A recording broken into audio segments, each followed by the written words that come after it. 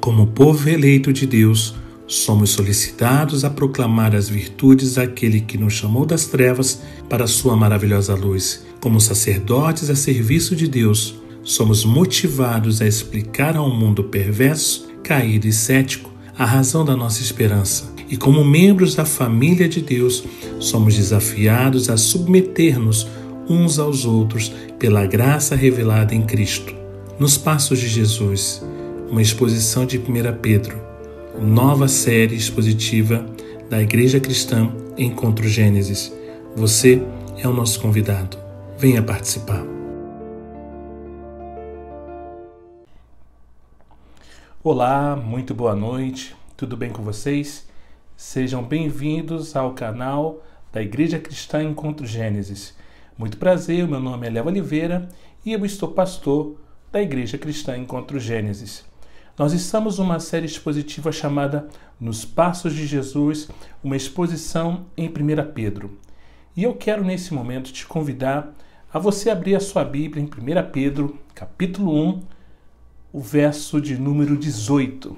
1 Pedro, capítulo 1, verso de número 18. Mas antes, vamos orar e agradecer ao Senhor. Pai, muito obrigado por essa oportunidade de estarmos reunidos para aprendermos e estudarmos sobre o Senhor. Abre os nossos corações, mentes e ouvidos para ouvir a Tua palavra revelada, Pai. Que possamos estar sensíveis àquilo que o Senhor deseja nos comunicar, àquilo que o Senhor deseja nos ensinar, exortar e edificar. Obrigado, Pai, pelo Seu amor. Essa é a nossa súplica, no nome de Jesus. Amém. 1 Pedro, capítulo 1, verso de número 18. E diz assim a palavra do Senhor. Sabendo que não foi mediante coisas perecíveis, como prata ou ouro, que vocês foram resgatados da vida inútil que seus pais lhes legaram. Irmãos, Pedro fala sobre o preço da redenção, primeiro de forma negativa e depois de forma positiva. Negativamente, não fomos resgatados mediante coisas corruptíveis como prata ou ouro, os mais importantes meios de pagamento naquela época. Embora esses metais sejam nobres e duráveis, eles se desgastam com o tempo e corrompem-se. Podem ser úteis no comércio, mas são inúteis para o resgate espiritual. São insignificantes para nos libertar da antiga vida e possibilitar a nova vida. Nem todo o ouro da terra seria suficiente para nos resgatar do pecado e da morte. Estávamos na casa do valente, no império das trevas, na potestade de Satanás. Fomos arrancados da prisão do pecado, da escravidão do diabo e do terror da morte. O sangue do Cordeiro, o sangue de Jesus, é o fundamento da minha e da sua salvação. Glória a Deus. A sua salvação, ela depende do sangue de Jesus. Se não estivermos debaixo do sangue de Cristo, não há esperança, irmãos. Sem derramamento de sangue, não há remissão de pecado. Suas obras não são suficientes para levar você ao céu. Sua igreja não pode levar você ao céu. Fora do sangue do Cordeiro de Deus, ninguém, absolutamente ninguém, pode entrar no céu. O grande avivalista John Wesley sonhou que foi ao inferno e perguntou: há metodistas aqui? Sim, muitos. Há presbiterianos aqui? Sim, muitos. Há católicos? Sim, muitos. Ele também sonhou que foi ao céu e perguntou: há metodistas aqui? Não. Há presbiterianos? Não. Há católicos? Não. Aqui só há aqueles que foram lavados e remidos no sangue do Cordeiro. Gente bonita e fofa de Deus, fomos resgatados do fútil procedimento que nossos pais nos legaram. Éramos não apenas escravos, mas levávamos uma vida completamente vazia, completamente improdutiva e sem propósito algum, num estilo de vida que passava de geração a geração. E esse fútil procedimento inclui a vaidade e ilusão sem sentido, aquilo que constrói um mundo de aparências em oposição à realidade. Por isso significar o falso, sem sentido e despropositado que se perpetua de geração em geração. A pessoa sem Cristo, mesmo cheia de bens, ela é vazia. Não tem uma razão pela qual viver e morrer. E quando refletimos sobre essa condição humana antes da redenção, chegamos a uma conclusão. O homem, afastando-se de Deus, chegou a se tornar escravizado pelo pecado e pelas forças do mal, não tendo a capacidade em si próprio para resistir a essa dominação interna e externa. E isso é o que, basicamente, irmãos, desencadeia todo o processo de injustiça, de dominação e opressão que caracteriza a sociedade. Verso 19 de 1 Pedro, capítulo 1, diz assim: Mas pelo precioso sangue de Cristo, como de um cordeiro sem defeito e sem mácula. Pedro aqui, irmãos, não apenas nos lembra, nos recorda a quem eles eram, como também traz à memória o que Cristo fez. Jesus derramou seu sangue precioso para nos comprar da escravidão da lei, do pecado, do diabo e da morte, para nos libertar para sempre. Resgatar significa libertar mediante o pagamento de um preço. Um escravo no Império Romano podia ser resgatado pelo pagamento de uma quantia em dinheiro, mas nós só podemos ser resgatados do pecado mediante o sangue do Cordeiro. Pedro, ele evoca a libertação de Israel do cativeiro no Egito. E naquela fatídica noite, um cordeiro pascal foi morto no lugar de cada família.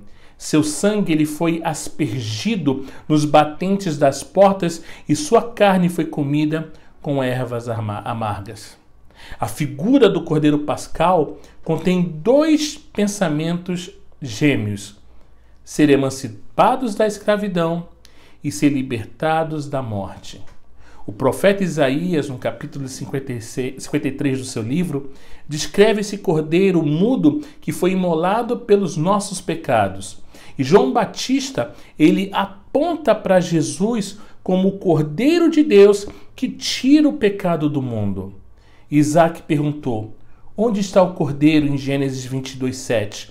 E João Batista respondeu apontando para Jesus: eis o Cordeiro de Deus que tira o pecado do mundo. No crucificado contemplamos o Cordeiro de Deus, no qual não apenas se realizou a profecia messiânica de Isaías 53, mas também se cumpriu o significado profético do Cordeiro Pascal, bem como de todos os sacrifícios que foram oferecidos no Templo de Jerusalém. Jesus é o ofertante e a oferta, o sacerdote e o sacrifício. É o precioso sangue de Cristo que tem poder para libertar e transformar pessoas de tal maneira que toda a sua vida seja renovada. O Cordeiro de Deus não podia ter nenhuma mancha sequer, nenhum pecado. Ao pretender colocar-se no lugar das pessoas, sacrificar-se por elas e redimi-las.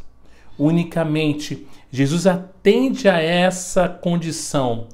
Somente Ele podia redimir a humanidade, o único puro e sem pecados.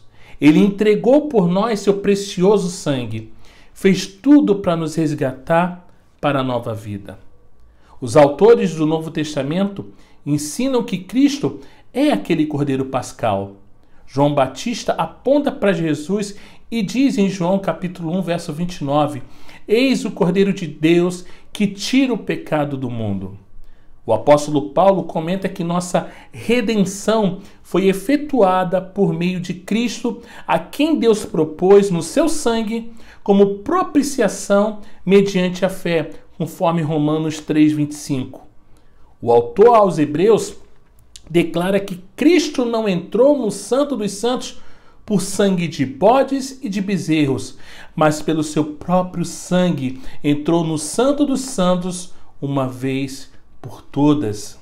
E em Apocalipse, João registrou a nova canção que os santos no céu entoavam a Cristo. Digno és de tomar o livro e de abrir-lhe os selos, porque foste morto e com o teu sangue compraste para Deus os que procedem de toda tribo, língua, povo e nação. Apocalipse capítulo 5, verso de número 9. 1 Pedro capítulo 1, verso 20 diz assim: ele foi conhecido antes da fundação do mundo, mas foi manifestado nesses últimos tempos em favor de vocês. Cristo, irmãos, é o eterno propósito de Deus. Antes da fundação do mundo, ele já foi predestinado para a obra da redenção. E Pedro deixa claro que a morte de Cristo não foi um acidente, mas o cumprimento de um plano, pois Deus a determinou antes da fundação do mundo. Às vezes, tendemos a pensar em Deus primeiro como Criador e depois como Redentor. Pensamos que Deus criou o mundo e depois, quando as coisas se complicaram com a queda, buscou alguma maneira de resgatar o mundo mediante Jesus Cristo.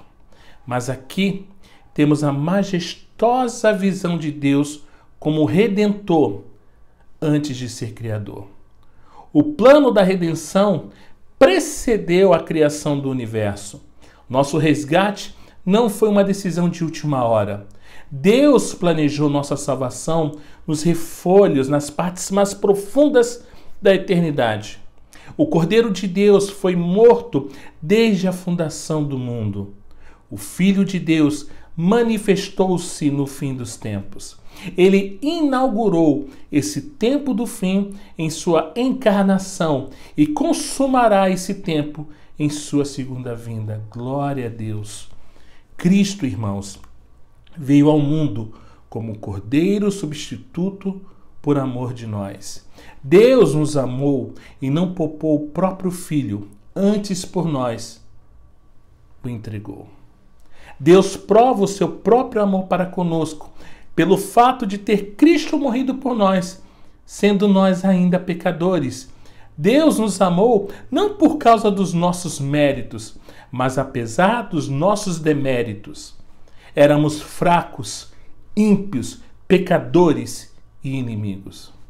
Na semana passada, nós falamos sobre os dois primeiros aspectos desse estilo de vida dos salvos, a saber, viver em santidade, e os salvos devem viver com reverência.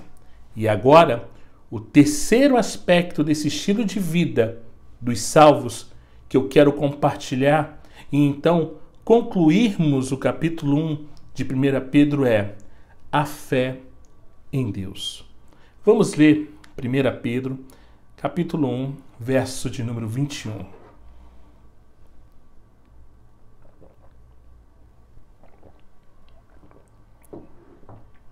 1 Pedro, capítulo 1, verso de número 21.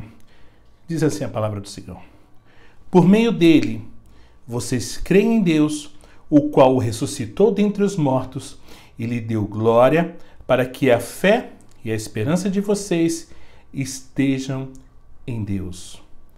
Deus não é uma entidade.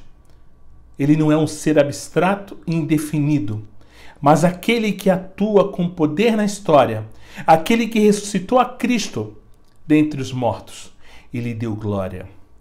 Temos por isso, irmãos, motivos soberbos para depositar nossa confiança em Deus. A fé em Deus vem por meio de Cristo. Deus o ressuscitou e lhe deu glória, confirmando e aprovando a sua obra redentora. A obra vitoriosa de Cristo nos dá confiança para colocarmos nossa fé em Deus com total e segura confiança, irmãos. Por sua morte, Cristo nos emancipou do pecado e da morte. Porém, por sua ressurreição, nos deu uma vida que é tão gloriosa e indestrutível como a sua própria vida. Por sua triunfante ressurreição, temos fé e esperança em Deus. Os salvos devem viver em amor. Vamos ler 1 Pedro capítulo 1, dos versos 22 a 25. 1 Pedro capítulo 1, dos versos 22 a 25. E diz assim a palavra do Senhor: tendo purificado a alma pela obediência à verdade, e com vistas ao amor fraternal não fingido, amem intensamente uns aos outros de coração puro, porque vocês foram regenerados não de semente corruptível, mas de semente incorruptível, mediante a palavra de Deus, a qual vive e é permanente. Porque toda a humanidade é como a erva do campo, e toda a sua glória é como a flor da erva. A erva seca e a flor cai, mas a palavra do Senhor permanece para sempre. Essa palavra é o evangelho que foi anunciado a vocês. Irmãos, a terceira marca dos salvos é o amor. Pedro nos dá duas razões eloquentes para a prática do amor. Porque devemos amar nossos irmãos ardentemente com amor fraternal. E eu quero trazer nessa noite 4 pontos para definirmos o porquê devemos amar ardentemente. Em primeiro lugar, porque fomos purificados, verso 22, tendo purificado a alma pela obediência à verdade e com vistas ao amor fraternal não fingido, amem intensamente uns aos outros de coração puro. Os salvos foram não apenas redimidos da escravidão, mas também purificados pela obediência à verdade. A verdade nos banha, nos limpa e nos purifica. O propósito real da nossa nova vida em Cristo é o amor fraternal. A palavra grega Filadélfia representa um amor entre irmãos. Os outros membros da igreja são assim incluídos dentro da família, tornando-se irmãos no sentido próprio do termo. O amor é a marca distintiva do cristão. O apanágio, o privilégio do crente, a prova insofismável do discipulado, a apologética final. Vamos ler João capítulo 13, dos versos 34 a 35. João, Evangelho de São João, capítulo 13, dos versos 34 a 35. E diz assim a palavra do Senhor: eu lhes dou um novo mandamento, que vocês amem uns aos outros, como eu os amei, que também vocês amem uns aos outros. Nisso, todos conhecerão que vocês são meus discípulos, se tiverem amor uns aos outros. Em segundo lugar, porque fomos regenerados. Verso 23 de 1 Pedro capítulo 1. Porque vocês foram regenerados não de semente corruptível, mas de semente incorruptível, mediante a palavra de Deus, a qual vive e é permanente. Gente bonita e fofa de Deus, se temos uma nova vida, temos uma nova natureza. Se somos coparticipantes da natureza divina, e Deus é amor, então expressamos essa filiação quando imitamos nosso Pai. O amor, como eu disse aqui, é a marca do cristão, porque ela é a evidência mais eloquente da nossa salvação. Fomos gerados pela palavra. Antes de uma semente brotar, ela morre, mas a palavra de Deus não tem em si a inclinação da morte. Ela é viva e vive, é permanente e conserva-se para sempre. Em terceiro lugar, porque nossa vida é passageira. Verso 24. Porque toda a humanidade é como a erva do campo, e toda a sua glória é como a flor da erva. A erva seca e a flor cai. Irmãos, toda a raça humana está carimbada pela transitoriedade da vida. A humanidade está destinada à morte. Nossa vida aqui, ela é passageira. Nossas glórias aqui são desvanecentes. O melhor da nossa beleza ou do nosso poder é tão vulnerável quanto a flor e tão perecível quanto a relva. O homem besuntado de orgulho, ele se imagina grande e poderoso por sua força, por sua beleza, por sua cultura, por sua ciência. Mas, no entanto, apesar de tudo isso, não passa de carne. Sua beleza ela é efêmera como a flor e seu poder fugaz como a relva que se seca. Em quarto e último lugar, porque a palavra de Deus é permanente. Verso 25, parte A. Mas a palavra do Senhor permanece para sempre. A profecia de Isaías citada por Pedro, ela gira em torno da natureza perecível de toda a carne, em contraste com a natureza imperecível da palavra de Deus. Essa palavra é o evangelho que foi anunciado a vocês. Verso 25, a parte B. É a palavra que não pode falhar. É essa palavra que não pode falhar, irmãos. A palavra eterna, que nos orienta a amar os irmãos ardentemente, de todo o nosso coração. Essa palavra é sempre viva, atual e oportuna. Cabe-nos obedecer a ela sem detença e sem tardança. Que Deus nos bendiga. Irmãos, a Igreja Cristã Encontro Gênesis, ela fica na Rua Machado de Assis, número 262, Vila Nova, Nova Iguaçu. Essa rua ela fica próxima à Mercedes-Benz e próxima à Avenida Carlos Marques Rolo. As nossas reuniões são todos os domingos, às 17h30, nossa reunião de oração, e às 18 horas, o nosso culto público. Acesse o nosso site www.encontrogenesis.com.br. Nosso canal no YouTube, youtube.com/Igreja Cristã Encontro Gênesis. As nossas redes sociais, Instagram, Facebook, basta colocar @Igreja Cristã Encontro Gênesis. Você também pode ouvir os nossos áudios de estudos e séries expositivas nas principais plataformas digitais. Basta você colocar Igreja Cristã Encontro Gênesis. Irmãos, Deus abençoe, que vocês possam ter uma semana intensa e incrível e que o Senhor possa nos surpreender mais e mais e que possamos sempre estarmos focados naquilo que Ele tem colocado diante de nós. Que as lutas venham, que os desafios se coloquem diante de nós. Porém, a nossa fé e a nossa esperança não está nesse mundo onde as coisas são perecíveis, mas está no Cristo, naquele que venceu a morte ao terceiro dia. A nossa esperança está na nossa salvação. A nossa esperança está na sua segunda vinda. Deus abençoe a cada um dos irmãos. Um forte abraço a todos vocês. Paz e bem a todos.